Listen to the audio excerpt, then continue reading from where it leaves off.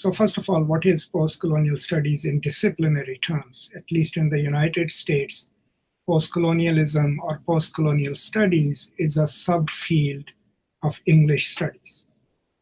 That means that in pretty much any research university which has a large English department, there either will always be at least one or two post-colonialists. These tend to be people who are trained to look at either the canonical texts differently, or they are the ones who introduce texts from the former colonies of the world. So the simplest possible definition of post-colonial studies then is it is study of the works produced by the writers, artists, and scholars of what used to be former European colonies. And there is a slight distinction to be made here. Most post-colonialism scholars only deal with 19th and 20th century colonialism. And there is a big reason for it. The reason the 19th and 20th century post-colonial colonialism was different was because it was post-capitalism colonialism. The colonial powers like France and England and Italy, when they established their colonies, these are new colonies, but these colonies are also established when capital is on the rise. When capitalism is almost established, it starts from the mercantile capitalism and then moves into industrial capitalism. So it's kind of a peculiar form of colonization, even though we all know that the Spaniards and the Portuguese in 16th and even 15th centuries were already colonizing America and the rest of the world. But since they were almost pre-capitalist and their drive was either to collect gold or capture land, so it's slightly different. And mostly also that aspect of colonialism is covered in Latin American studies and South American studies. So most of the post-colonialists now usually deal with literatures from Africa, from the Caribbean, and from South Asia and rest of the Asian regions. And the field itself got established after, Edward Said published his famous Orientalism. Now, Orientalism comes out in 1977 or 78, and it was a huge book. It was a huge book because it looked at a certain aspect of European interaction with the Middle East, which was called the Orient in European cultural vocabulary, and studied how is it that a body of knowledge produced by historians, scholars, poets, travelers to Middle East comes together to create a sort of, respectable discourse, a discourse that permeates the European cultures to an extent that even without going to Middle East, people in Europe can have certain views of the Muslim world or of the Middle East or of the Arabs or the Arab world. And what Said argued in Orientalism is that that is not an accident. That happens because there is a discourse of knowledge that creates a certain view or certain set of views of the Orient. And it's so deep that it's almost impossible for Europeans of 19th and 20th century to actually experience the Middle East the way it is, right? They always see it through that lens. And it's that lens that Said calls Orientalism. Okay. Now, it's also important to keep in mind that Said was one of the first major scholars who uses in one of his major works, Orientalism, Foucault's theory of discourse. I mean, actually in the preface, he mentions that he has read Archaeology of Knowledge and Order of Things. But it was the first extensive use of Foucault's theory of discourse to explain a historical phenomena called Orientalism. So for that, then we need to understand just the basic understanding of discourse itself. And Foucault explains it at different places in his works, but roughly, a discourse of knowledge is based in certain things. So there has to be a body of scientific knowledge, or a knowledge that can claim a certain degree of scientificity. Right? Then there have to be practitioners of it, people who claim expertise in it, who have degrees in it.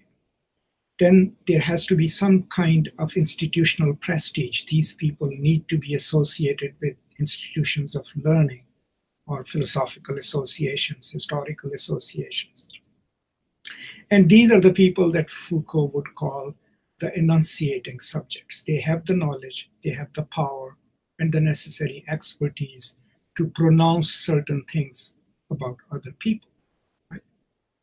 So Orientalism as a discourse then develops through the works of historians, through the works of cartographers, poets, travelers to the Middle East, all of whom look at the Middle East within a certain imagined lens and then reproduce it in their texts.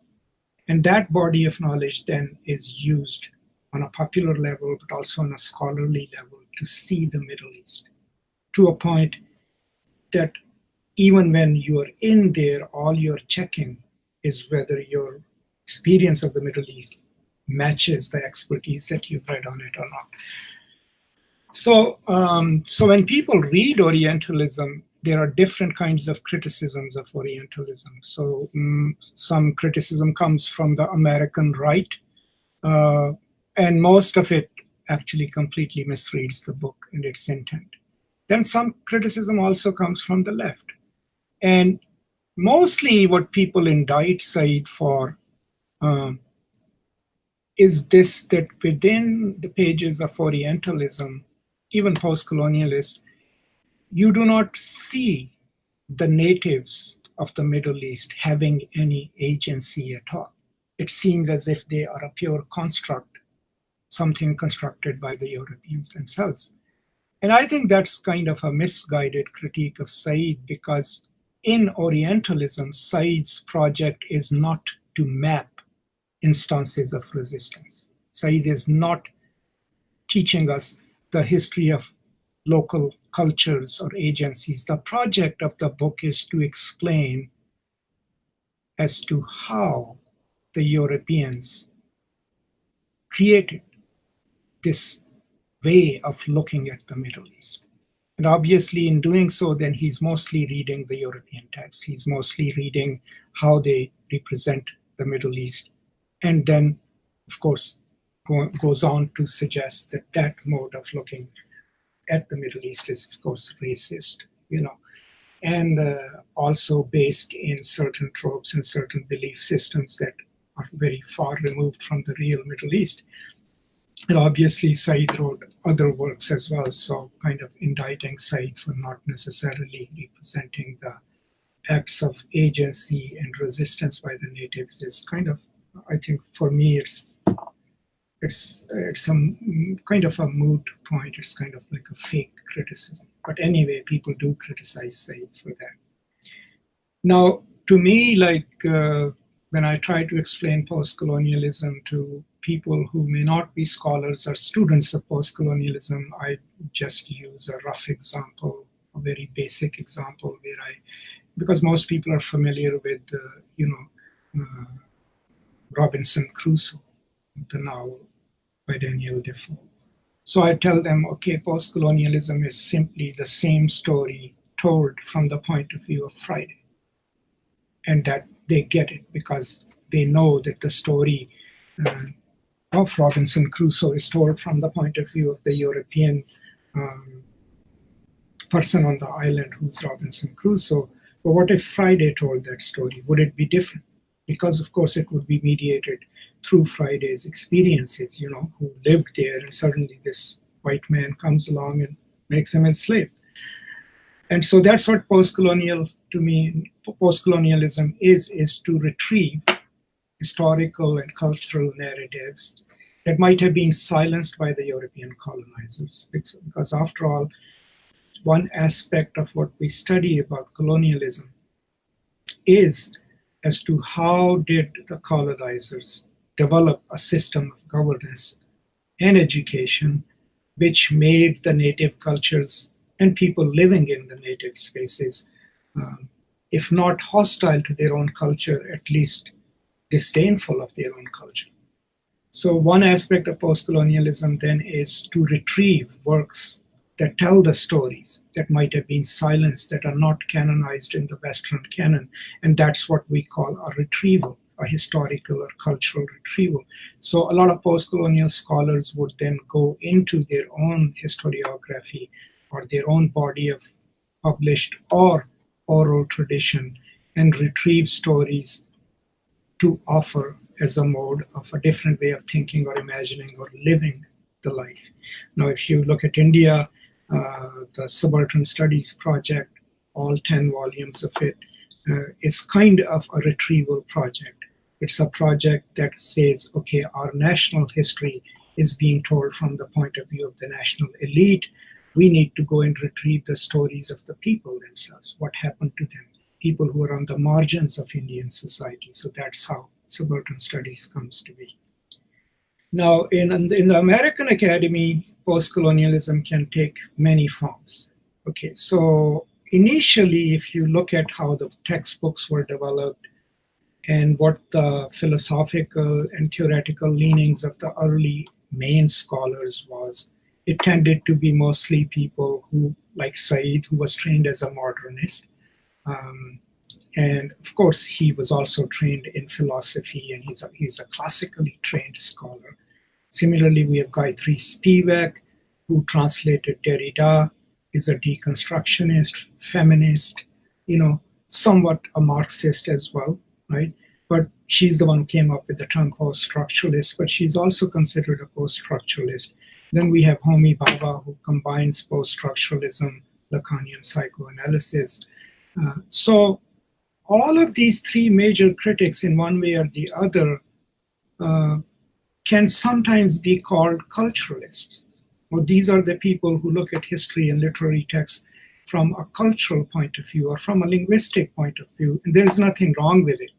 But one of the strongest critiques of postcolonial studies comes from the Marxists, comes from the leftist critics who believe that abandoning class and abandoning a materialistic reading of literary texts and cultural history is done at a great loss. And so some of the good scholars there, of course, Robert Young, and even Ejaz Ahmed to some extent in his critiques. And one of the earlier essays was published by Arif Dillik, which was about the post-colonial aura and how it is kind of an appropriation by the Metropolitan Academy of these third world intellectuals, and that by focusing too much on culture, post-colonialism loses its material and revolutionary potential. I have mixed views on it because I do use Marx, and I also use workerists and compositionist Marxists. I believe whatever is useful in dismantling the project of empire is good enough for me. So depending on where you trained, who you trained with, it will define what post-colonialism is to you. But by and large, basically, I go with Robert Young, who says that there are certain things you can expect in a work of post-colonial scholarship. It must always have something to do with the aftermath or the time before the European colonization. It is either a response or a critique of it. It might also be tracing, retrieving, re-articulating the silenced narratives during colonialism. It might also be about freedom struggles or struggles of the post-colonial nations after they get their independence. All of this can be covered in post-colonial studies, which makes post-colonialism a really, really diverse and wide field, but at the same time a field which cannot really very easily be explained or easily be made comprehensible to a lot of people. And it leaves us open to, a lot of criticism and attacks. So if you need more resources, of course, on post-colonialism, you can obviously go to my website, postcolonial.net, and there are certain classical resources there, but I also constantly post new resources there. And some good books to read. Of course, I would strongly recommend Orientalism. Then if you want a couple of basic books that explain post-colonial theory, I think the best book would be Robert Young's Post-Colonialism. It's also one of the best books, and what I like about it is that it kind of fills a gap in post-colonial studies, especially the culturalist post-colonial studies, because it gives us a history of Marxist intervention into colonial thought, especially the first, second, and the third international. And so then it connects post-colonialism to what could be its original Marxist lineage. Another good book is by Ania Lumba, which is called Colonialism, Post-Colonialism. I have used it a number of times in my classes, and I strongly recommend that. And that's a good book for beginners, because what it does is it kind of gives students an understanding of colonialism itself. How was it justified? There were like two major ways of looking at the colonies, right? One, some people saw it as a civilizing mission, right, which was a cultural mission. So the idea, at least, if not practically believed in, but used to mobilize resources for colonization, was that Europeans themselves were a superior race or a superior or more civilized group, and it was their responsibility to take that civilization to Africa, to Asia, to India. And so it becomes a kind of moral justification for that kind of colonial aggression. And another aspect of colonial enterprise was the Christian mission, of bringing light to the so-called savages. I mean, you see that in Heart of Darkness in the very beginning of it, where, the narrator is explaining, how he, even though he's slightly cynical because he's trying to convince his aunt to support his venture, so he says, I'll bring, light to the heathens. But that actually was a narrative that was employed. So in so many ways, one could say that it's not that the Europeans only needed the colonies, right? There's this argument in post-colonial studies. It's that they also needed this other, right, whom they could call primitive, call less civilized, in order to stabilize their own self, right? After all, how do you know you are civilized? You only know it if you compare or create some object upon which you can impugn all the things that you think you don't have because you're better. So the colonial project then relies on it. There's a wonderful explanation of also the colonial mindset or philosophy. I think it's Robert Young who explains it, but I could be wrong. And in which the colonizers had two kinds of ways of looking at the natives. One is what is called the Hegelian way of looking at the natives, and the other is Bergsonian, from Louis Bergson, the French philosopher. So the Hegelian way of looking at the natives was that the natives are just these mute brutes, right? And they cannot be trusted, and they cannot be trained because they don't have the intellect for that. So they must constantly be kept under control through brute force. And so not much is expected of native, and obviously there is no room in that way of looking at the natives for improvement or even offering them education or anything. So in Bergson's views, the natives of Africa and other places were kind of childlike. Even idealized humanhood could be attributed to them.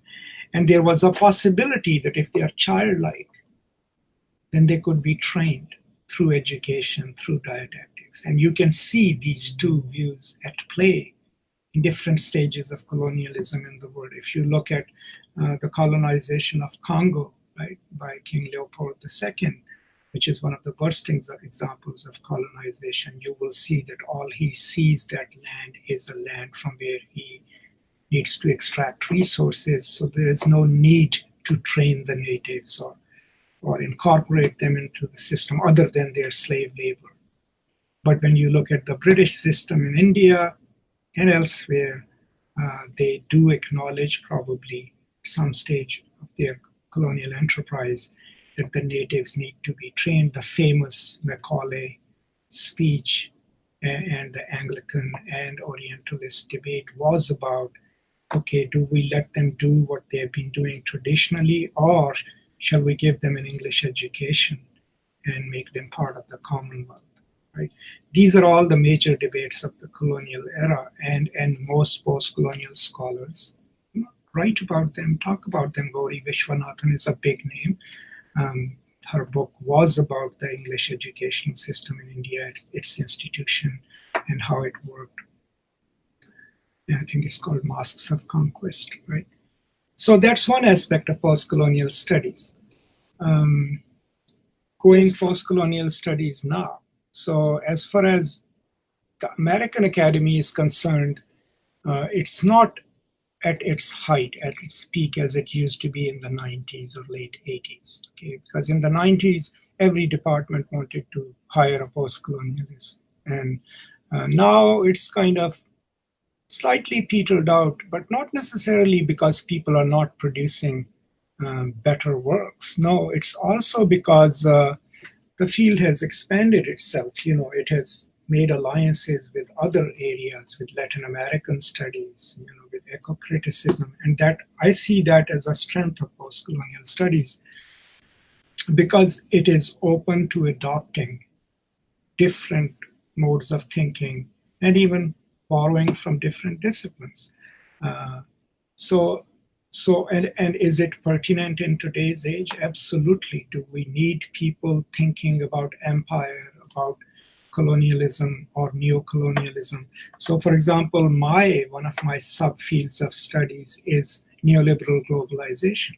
Okay, so since neoliberalism is the dominant economic system in the world, and since it offers itself as natural and the only way of living an economic life, so I made it a point in the early stages of my career to learn about it, to go and read as to how it presents itself. You know, what does Adam Smith say, right? What does Milton Friedman write about it? What do all the other prophets of neoliberalism talk about? What are their basic assumptions? And then go and read the critiques of it. You know, how does Joseph Stiglitz talk about it? How does Walden Bellow write against it? You know, how do the compositionist Marxists like Franco Berardi, Carlo Vercellone, and all these other people are writing about it? And in the end, what is it that we can point out to people in the global periphery, the former colonies, you know, the nations where we came from, India, Pakistan, Bangladesh, you know, Nepal, or, you know, if you want to go to Africa, every nation other than Ethiopia, right, was once colonized.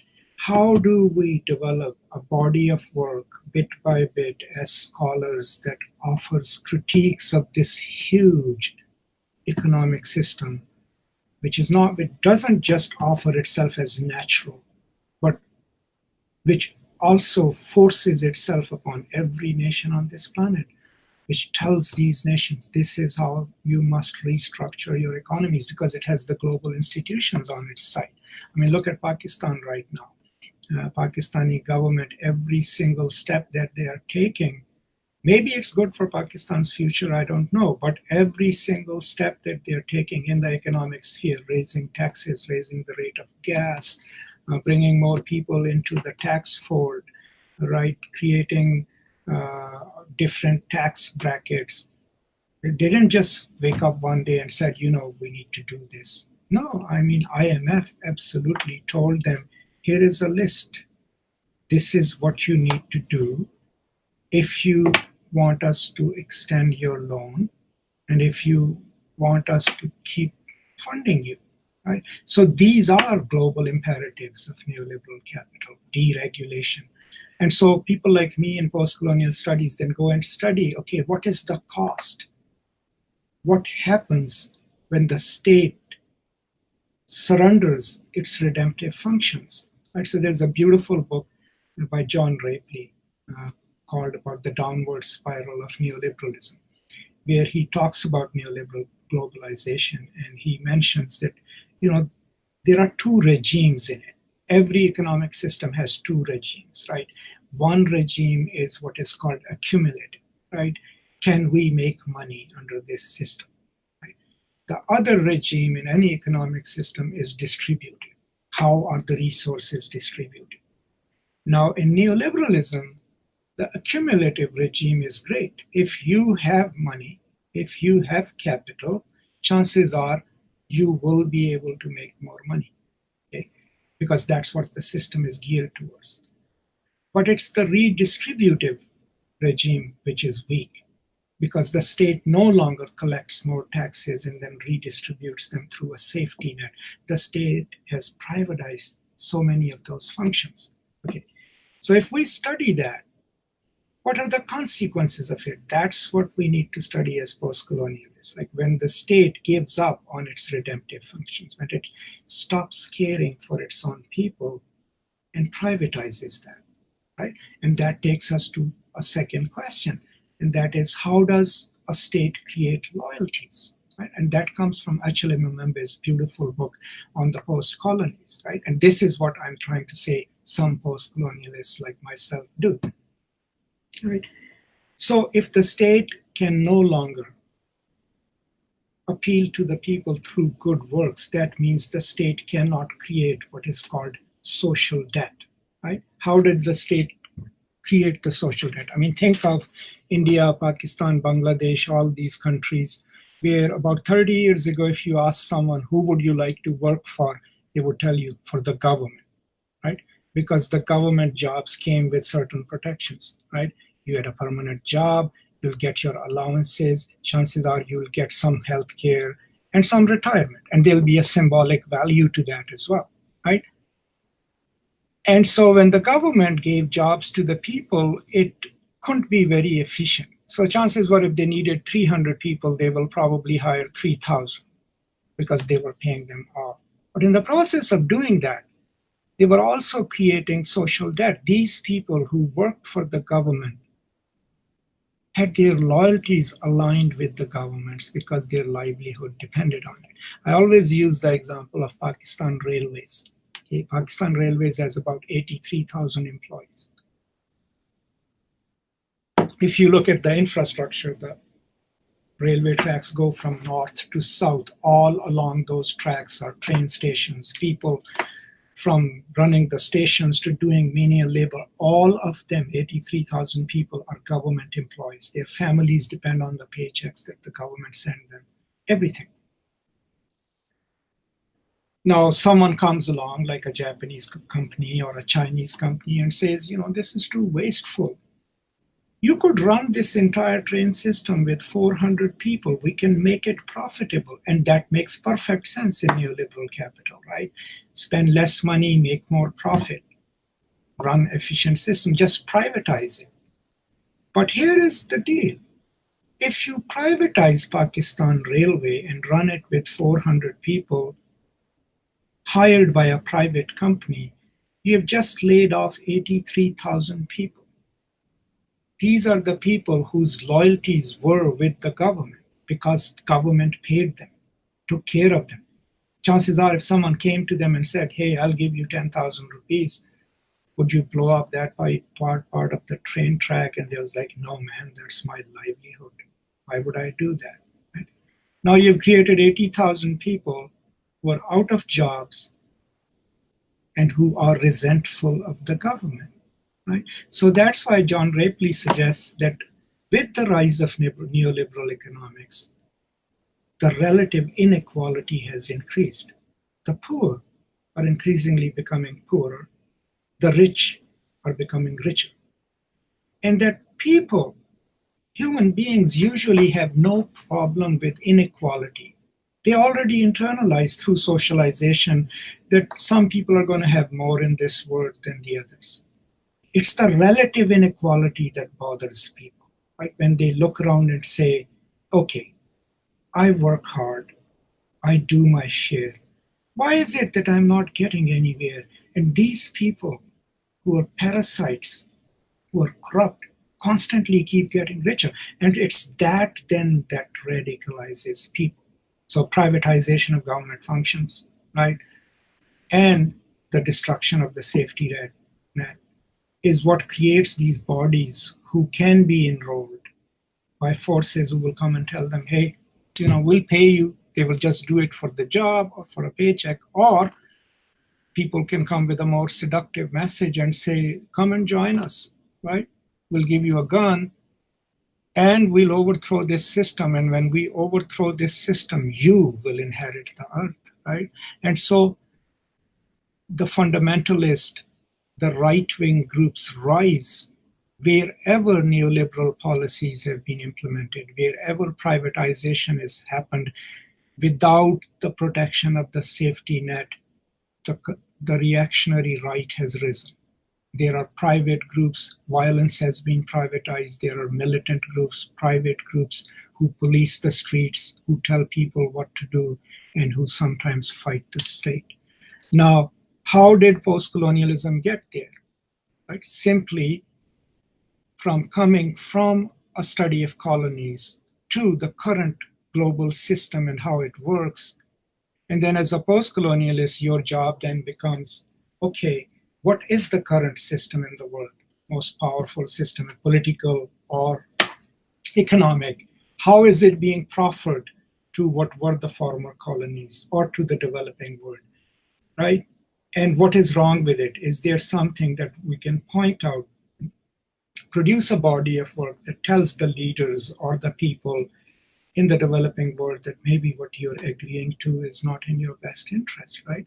After all, that's how the so-called third world had started in 1952. In 1952, the third world wasn't a bad word, okay? In the Bandung Conference, when the non-aligned movement was formed, right? It was one of the most revolutionary ideas because a lot of countries were getting their freedom and they decided they were not going to take sides in a bipolar world. They're not going to go to the American camp or the Russian camp. They are going to become a voting bloc in United Nations General Assembly themselves. And at that time, UN General Assembly used to be not just symbolic, it was powerful, right? And so the powers that be then had to defang the General Assembly and then disrupt this group of 70 or 80 nations.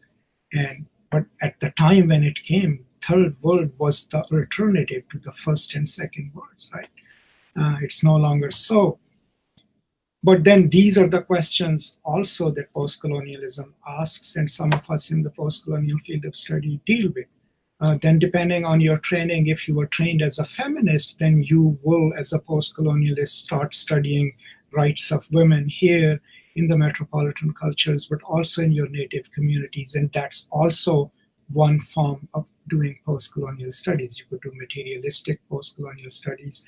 And then you can go to any other area, from environment, its degradation, biodiversity, all of these, when looked at from the point of view of people living in the global periphery in one way or the other, becomes post-colonial work.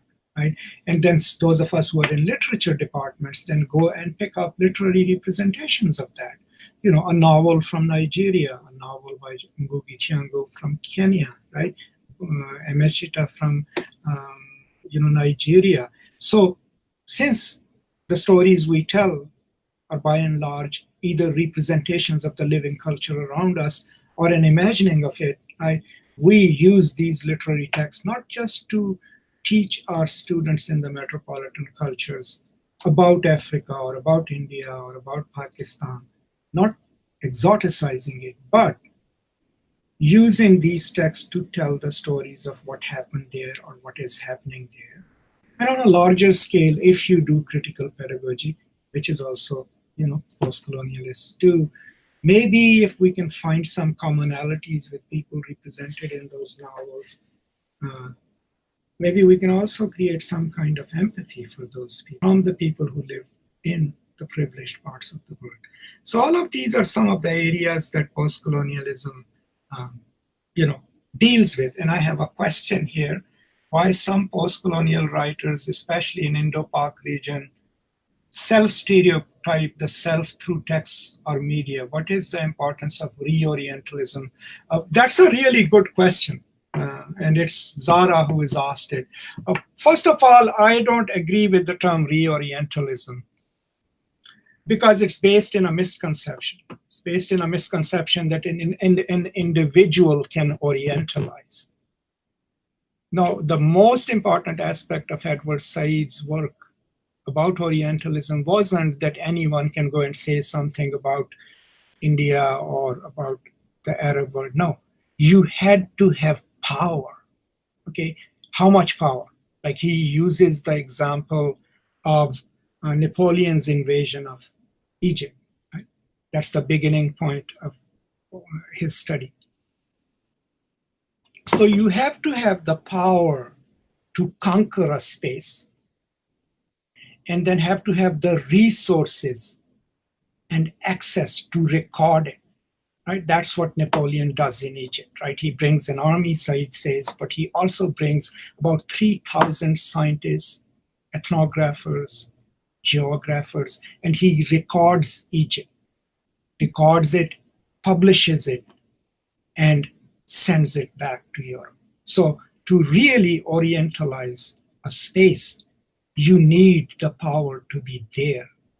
You need to have access, and you need to be able to record it as the only true recording of it and then disseminate it. So if Pakistani writers or Indian writers are writing something that's stereotypical, this is not reorientalization. You could call it a misrepresentation. And I've written about it too. I am for it and against it at the same time. I'm for it because I respect the writer's right to represent any space, any which way they like, because it's their project. I'm against it because the writers also need to understand that their works are not read or produced in isolation, right? The strongest argument that metropolitan racists can offer to support their arguments is when they can get a cultural insider to say those things. You might have noticed it. You know, when the conservative want to legislate something against women, they'll get a woman to say, well, we don't want it, right? So our writers from India, Pakistan, elsewhere also need to understand that the works that they are writing and the works that are being consumed by metropolitan readers, when they write certain things which are stereotypical or negative about their own cultures, they have to write it in a way that they don't authenticate the prejudices that already exist. They have to write it out of love, right? So yeah, there are things happening in Pakistan, in India, in Bangladesh, which are terrible, right? And you have to write about it as a writer, right? But then also give us some narratives of hope. After all, like, you know, India is a country of 1 billion people, Pakistan like 275 million people. There must be something nice going on there as well. People must be kind and generous to each other. And I wrote about it, and actually I just posted it on my website. What I'm trying to say is that what I have learned myself as a scholar in my work is to be extra careful about any claims that I make, right? So if I'm going to write something critical of Pakistan, which I have, I will also try to point out within the same body of work that this is not the norm, and that while this might be bad, a lot of good is also happening, because that's the story that is not being told over here. But if I just sold my soul and said, okay, you know, I'm just going to pick up every trope which Ejaz Ahmed lists them, right, in his book In Theory, and proffer it to the metropolitan audiences, then I think I have kind of conceded my right to be called a post-colonial scholar or a post-colonial, you know, writer. So there has to be this balance, right? We must not generalize about the metropolitan cultures. We must acknowledge if there is something good here, which I do in my work. And also about our native cultures, right? We must point out the ills, but trace them back to where they came from. And if they're self-generated, you know, let's admit it, but also give some stories of hope. And that struck me when I read the Granta issue on Pakistan, right? I've written about it too, because here were like 12 or 13 Pakistani artists, and writers who didn't even have to convince the publishers that their work is worth. They were invited to write. And what do we get? We get the first story, which is about a nameless place.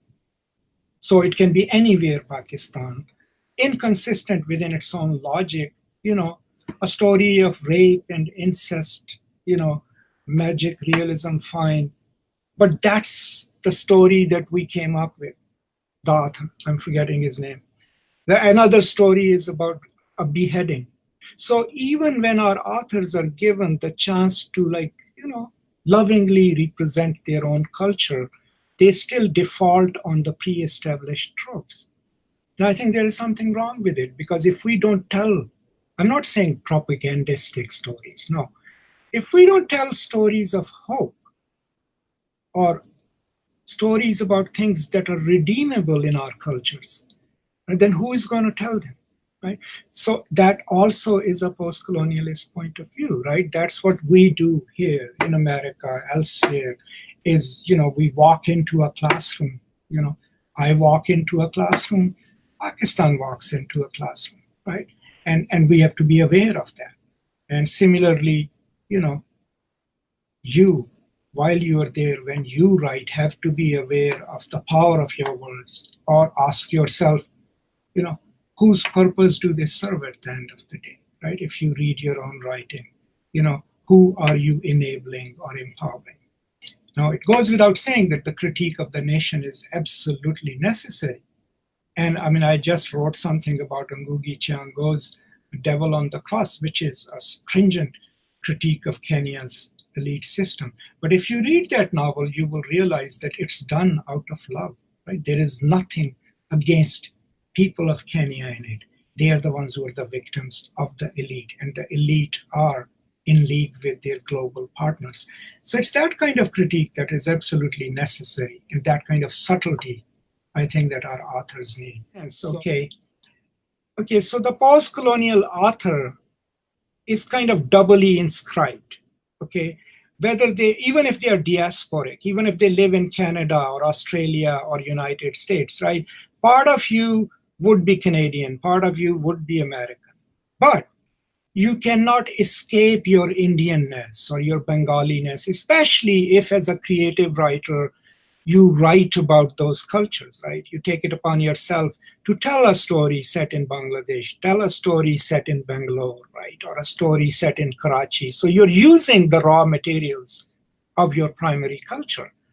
Now, you can't do that irresponsibly, especially if you know what the climate of reading the other is here in United States, in Canada, in Europe, Australia, right? So if you tell us purely a story of victimhood, fine, or just a story of escape, fine, that's a story. But I would say your responsibility also is to humanize people from your native cultures, right? As a diasporic author, or as an author writing in French or in English, to tell a story which no European can tell, because you are privy to the basic aspects of that culture. So your responsibility then is not to pander to your own country or to pander to the Western publishers, but to tell a story which is cognizant of the fact that your words carry meaning. They have the power to designate groups of people or sanctify previously held prejudices about those people. So can you tell a story in a way where you get to tell the ills of your own culture, but you also tell us what is going on? What kind of life? Do people love each other, right? Do they help each other? If there are resistance movements against the elite, are they in alliance with groups elsewhere? These are also stories, right? But they then give us hope, and they then give us a complex picture of post-colonial cultures, instead of just offering, whatever you think will sell. So yeah, to some extent, I am, talking about, I think, the authorial responsibility that post-colonial authors need to be aware of, because they cannot afford to not care about it. So let me just sum it up. So for me, post-colonialism then is a field of study, mostly in the English departments. It has a body of knowledge, like theorists that we read or must read. So you start with, Said and Homi Bhabha and Gayatri Spivak and Robert Young, but then you go back, right? You go and read your Fanon, you read Césaire, you go and read, what Chen Wei-Zhu wrote. So these are the precursors. These are the people who were fighting against colonialism and writing against it as it was happening.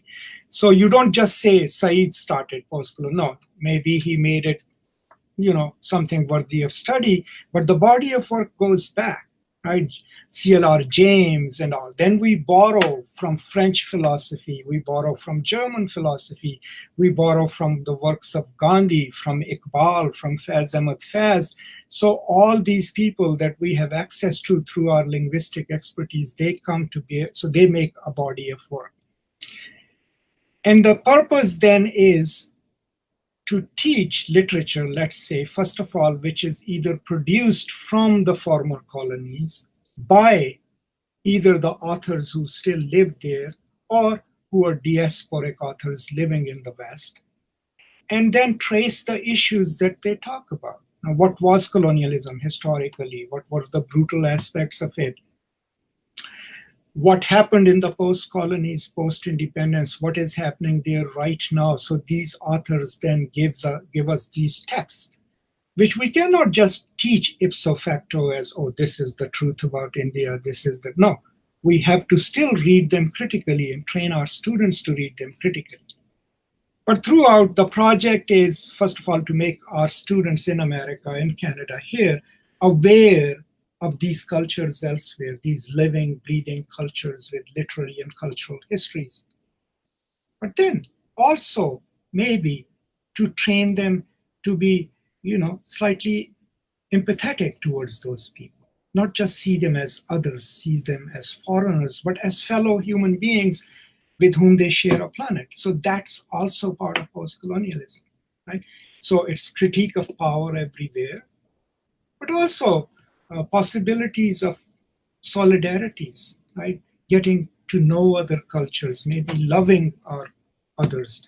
All of this is kind of packed into post-colonial studies. So it always depends on what you as a scholar can grasp or handle and manage, right? So in the last 2 or 3 years, I've spent a lot of time on, writing about fundamentalism. So I started with, Islamic fundamentalism. Then I went into American fundamentalism. So I published a book on it in 2016. Technically, it might not have to do anything with post-colonial studies in a literature department, but it is a post-colonial topic because what it says is, how are these human subjectivities created in America? And are they any different from the Taliban, right?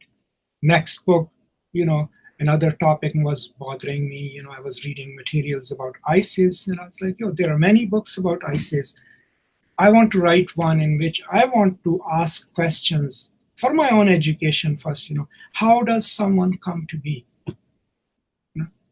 as someone such as that, right?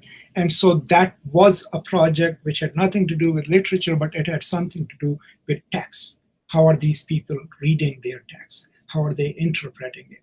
The Quran, the Sunnah, right, and other books. And so it became a post-colonial project in that sense.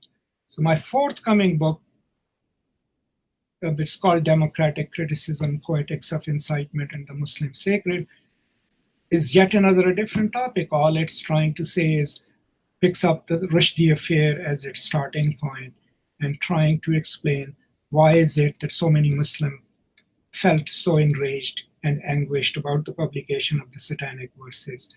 And if we train graduate students in the American Academy, can we train them without teaching them the modes of meaning making or the meaning making processes in the Islamic world?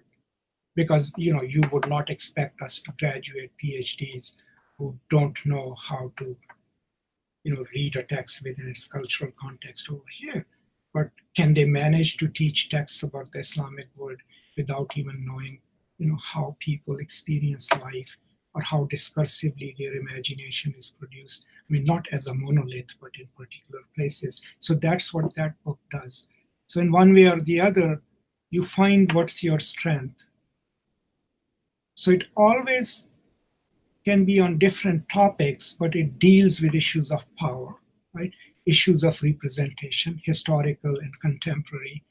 And it has to have some kind of enabling politics, right? It must enable a different way of seeing the world, or a different way of reorganizing the world, or a different way of reading the text against its grain, against the imperatives of power. And all of these things combine, and so that's where gender comes in, that's where sexuality comes in. All of these things in one way or the other can be classified under, post-colonial literary studies or post-colonial theory. Cosmopolitics, right? It's a edited volume with some really wonderful essays in it. And so, I mean, technically cosmopolitanism, it depends what your disciplinary training is, right? So if you read Anthony Appiah's book on cosmopolitanism, he traces it to the sophists, right? The sophists were the early Greek philosophers, famous for not having national alliances, right? These were philosophers who were itinerant. They will travel from one state to another. They will teach or write speeches, right? They were rhetoricians. So the idea is to have a kind of global identity which is not rooted in the nation, right? In a national identity or a militant national identity. I think what I like about Bruce Robbins' work is because the Feng Chia and Bruce Robbins take us to Kant, right? And there is a brief pamphlet that Kant wrote, which was called Perpetual Peace. It's available online. You can download it and read it. So Kant writes it as a word constitution, right? It's like it has a preamble, it has sections. So it's written like a constitution to be adopted by the world. And in that, what he imagines is a world in which there are no national identities, but there are loose connections between different groups and where everyone treats the other as equal. So the basic assumption in cosmopolitanism isn't that one has to be completely post-nationalist. No, you can still live in a nation or in a nation state, but you have to have an outlook that doesn't exclude those who are not part of that container called the nation. So in so many ways, yeah, absolutely, a certain kind of cosmopolitanism, or Marxist internationalism was beyond nationalism. Anything that tells us that maybe my sympathies shouldn't just be aligned with those who are my co-nationalists or my neighbors, but rather people of my class, wherever they be. That's Marxist internationalism, workers of the world unite. Or I will work in solidarity with working class women. It doesn't matter if they're Indian, if they're from Pakistan, or rural women, it doesn't. So that is a certain cosmopolitanistic trajectory of that kind of work. And you don't have to abandon your national identity. You just have to expand it to include others, to work in solidarity with them. So I think that's the kind of movement. Pretty much you will see there are very few scholars who, I was and still believe that we do need some kind of a nation state. Not because without that we cannot exist, but in the current climate of neoliberalism, a national government or a national state is the last defense against the forces of neoliberal globalization for the poor. So we do need an infrastructure on a national level which does not allow global multinationals to absolutely take over a space and its people. But even that, my stance is slightly ambivalent because I am not for the pernicious aspects of nationalism and the exclusionary aspects of it. But wherever it can become a redemptive force, absolutely. But yeah, cosmopolitanism is that kind of global responsibility where, so the kind of post-colonialism that I do, I started in the traditional sense, everything was a critique of power, America and Canada. And then I realized, the Taliban are making the same argument, right? This is Satan and all. And in my life, 30 years over here, I have interacted with hundreds and thousands of decent human beings from all races and cultures, all Americans, right? So I realized I have to be more subtle. I have to be fair to those Americans, right, who stood with us on the airports, side by side, the gays, the lesbians, women, Jews stood with us, Muslims, to protest against the Muslim ban, right? I have to account for them in my writing about America. So I made my writing more precise. If it's an indictment of America, it would be an indictment of US foreign policy or the politicians. It will not be an indictment of Americans, right? And that is exactly what I expect from Americans, right? My students do not generalize, not say all Muslims are bad, right? Or all Hindus are bad, or all Sikhs are bad. No, give me particular examples of who is bad, and then also account for all the good, right? And that is a certain kind of cosmopolitanism where you are avoiding larger stereotypes, but you're also trying to enter larger designations of humanity, right?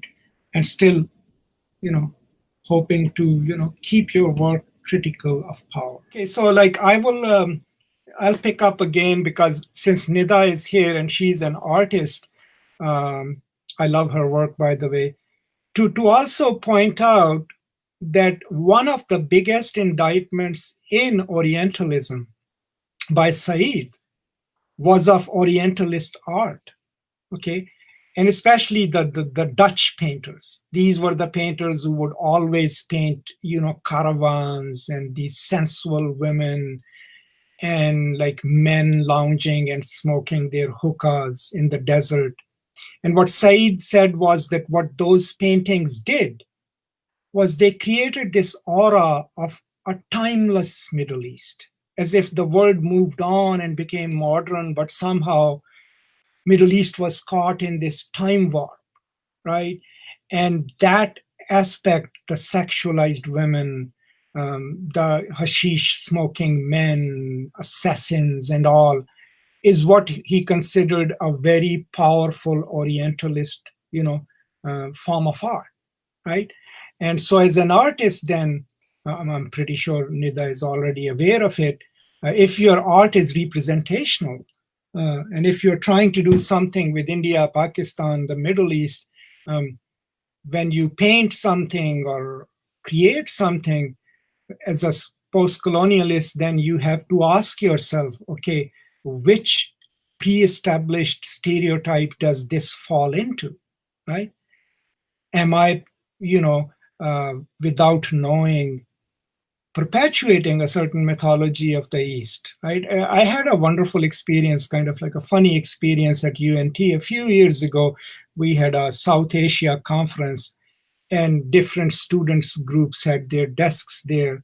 And there was like the students from the Middle East group, and I walk up there and all they have on their tables was camels, like wooden camels and little tents and all that. And I looked at it and I was like, here are people from very modern, at least infrastructurally Arab states, like from Dubai, Saudi Arabia. Why can't you have skyscrapers there? Why camels? Like, why tents? But they, without knowing it, they were still playing in the same representational tropes of the Middle East, of this timeless Middle East, which is ossified and has not modernized, right? And so as an artist, then you have to keep that in mind, right? Is what are you painting or what are you creating? And then ask yourself, can I make it self-reflexive, or can I make it into something that plays with the trope, or at least, slightly complicates it? And so post-colonialism then in a way can also help people who don't just write literature or poems, who also produce art that is consumed and viewed and bought and sold in the global market. And that's another aspect of post-colonialism. I just wanted to bring it up for you, Nida, since you're an artist. Yeah, good question about the cosmopolitanism. So, okay, so much of it, what's being written about it, does fall into the Western philosophy, right? But if you read Feng Chia's work, right, they still rely on Western philosophers, Kant and Hegel and others. But that doesn't mean we can't use it. Like, we can use our own philosophers. I have used examples of the concept of the historical Ummah, right, as a cosmopolitan concept, as a time frame when, if you were a Muslim or if you were the subject of the Muslim empire, you could travel through half of the world and still speak the same language, follow the same body of law, and have access to the courts and contractual systems. So it's up to us, post-colonialists, to pick up the concept of cosmopolitanism and say, okay, what is Islamic internationalism? What was the concept of the Ummah? And maybe teach these Western scholars that they didn't come up with the idea, right? That a cosmopolitan, non-Western cosmopolitan world has existed for centuries, and that symbolic cosmopolitanism still exists, where people from, look at the Hajj, right? Okay, it's within Saudi Arabia, but people from like 140 countries of the world go there every year, millions of them, right? Travel across different parts of the world, have done that for centuries, right? So yes, I mean, the basis of the debate of early cosmopolitanism as a subfield of study maybe were Western, but as post-colonialists, there is no problem in recomplicating them and taking them over, right? And using them for their own purpose. Just like this language that I'm using, right? I mean, it may not be the language of my ancestors, but I can use it, right? And I can do things with it which I may not be able to do in Urdu, because then it will not be accessible to the people I'm criticizing. So yeah, I agree that the basic philosophical basis of cosmopolitan studies is very Western, but there are scholars who are already complicating it. Okay, Uzma is here too, so this is going well. Okay, so that was Uzma's question. But I do recommend reading Feng Chia's book. It's called At Home in the World. No, that's Timothy Brennan's book, At Home in the World, which is kind of a critique of cosmopolitanism. And Feng Chia's book called Inhuman Conditions, which is kind of a critique of globalization, but a kind of structuralist critique of globalization. I am not a big fan of Anthony Appiah's book on cosmopolitanism because I found it to be very Eurocentric, even though he pays some lip service to Africa and others, but I didn't like it. And the sad thing is it was written for a popular audience, so that's to them became the biggest scholars in the field, at least here, are Bruce Robbins and Feng Chia and people like that. Okay. So it looks like there aren't any more questions. So please let me know through the website. I mean, just go to this page that you came to. It should have comments below. Let me know how it went. And especially let me know what else would you like me to cover. And I do need your help in, learning some more of your needs, or not needs, I mean, you're not needy, but learning some more of what you would like me to focus on for the next lectures. And also in establishing this website as an authority site. So the more of you who use it and come to it, the better it is for me. I mean, for my site and for its establishment. I think it's an important website. But thank you so much for joining me. We had people from United States, people from Pakistan that I know of, people from India, some people from Canada. So I do hope that this group will keep increasing, and we'll try to figure out some other formats. But thank you all so much for joining me, and you all have a wonderful day or a wonderful evening, and goodbye.